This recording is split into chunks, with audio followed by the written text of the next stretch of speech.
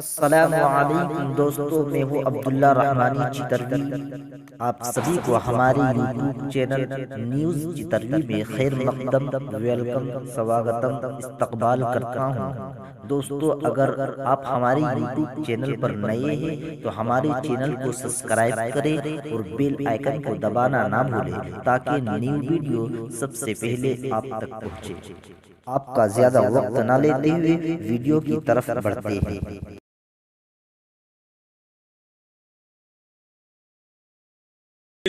हिंदुओं का, इस देश के मुसलमानों का, जो इस देश के स्वतंत्र नागरिक हैं, इस देश की नागरिकता ले रखे हैं, उनका मन क्यों नहीं बढ़ना चाहिए? आजाद भारत के हिंदुस्तानियों का, जिसमें हिंदू, मुस्लिम, सिख, ईसाई सब है, मन क्यों कर नहीं बढ़ना चाहिए?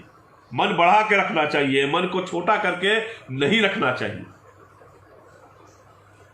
बढ़ने दो मन।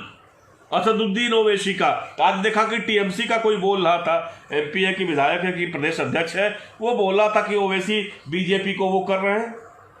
क्या किया है तुमने? हम नहीं जानते हैं, नहीं बोलते हैं टीएमसी के बारे में। तो क्या सोच रखा है तुमने? ममता बनर्जी, यह सच्चाई है, बीजेपी नहीं है, लेकिन यह सच्चाई है। पूरे बंगाल में अगर उनकी पराजय होती है तो केवल इसी वजह से होगी।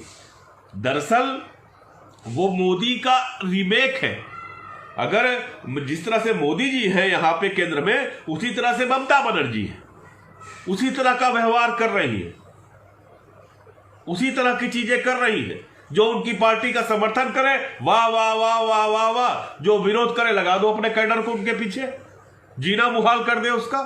सारी सुविधाएं उनके लिए है जो टीएमसी के समर्थक हैं। क्यों नहीं अराजकता मचेगी? जनता कब तक बर्दाश्त करेगी भाई? गलती तुम्हारी है, उसमें असदुद्दीन ओवैसी क्या कर लेगा? एक आदमी के खिलाफ ऐसी राजनीति नहीं होनी चाहिए। यह बात ठीक नहीं लगती, यह बात सही नहीं है, बिल्कुल सही नहीं है।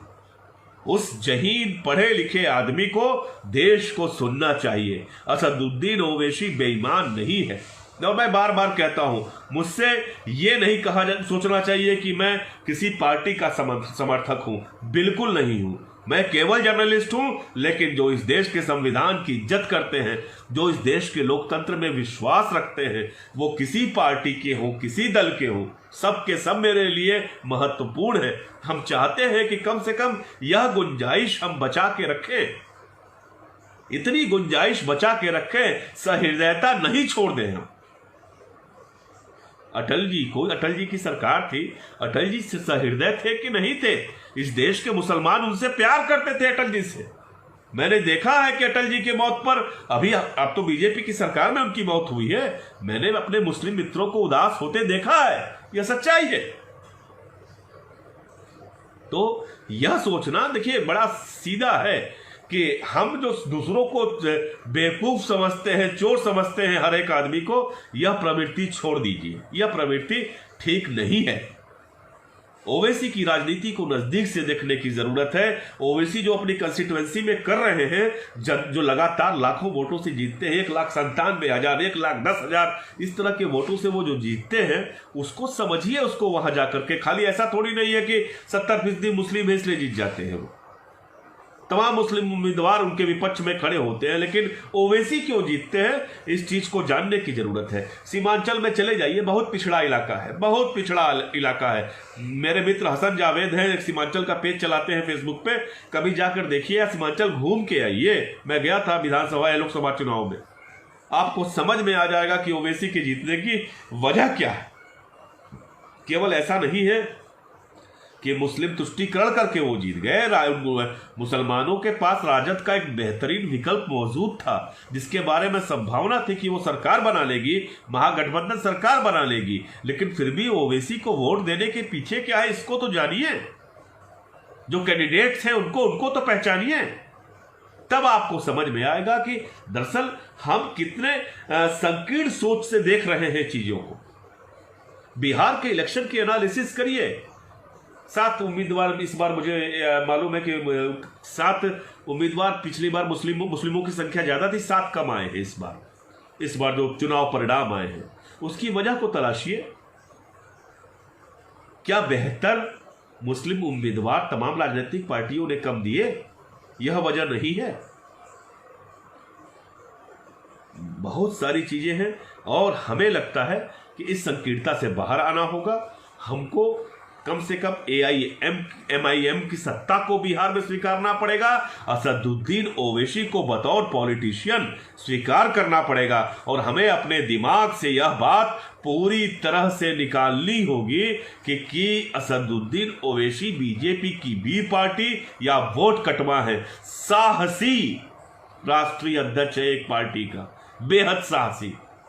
बेहद साहसी जहीन, इस देश के बारे में सोचने वाला व्यक्ति है वो। इस तरह से किसी को बेईमान, जब असदुद्दीन ओवैसी गलत करेंगे सबसे पहले मैं हूंगा जो उनके खिलाफ बोलूंगा। एक गलत निर्णय लेकर के वो देखें, अगर असदुद्दीन ओवैसी 5 सीट जीत करके अभी कह दे कि नहीं नीतीश कुमार जी हम आपके साथ खड़े हुए हैं, तब क्या कर लोगे आप, बोलो।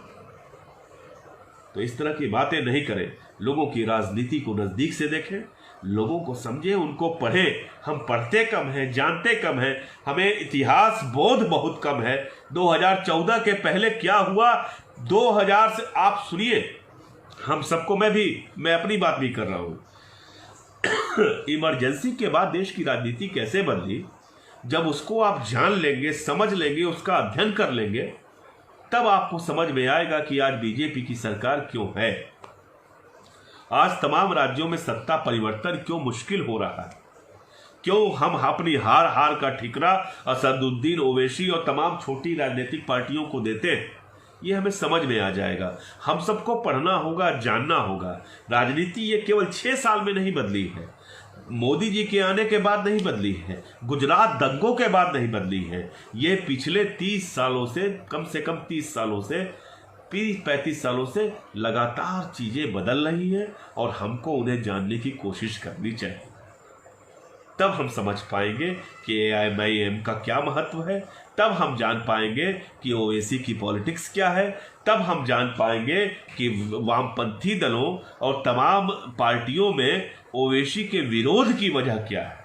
और इस बात को कहने में मुझे कोई भी ऐतराज नहीं है कि ओवैसी के खिलाफ माहौल बनाने का काम देश की वामपंथी पार्टियां कर रही हैं और ये 2008 का बदला ले रही है। यह सच्चाई। आप सबको धनतेरस की ढेर सारी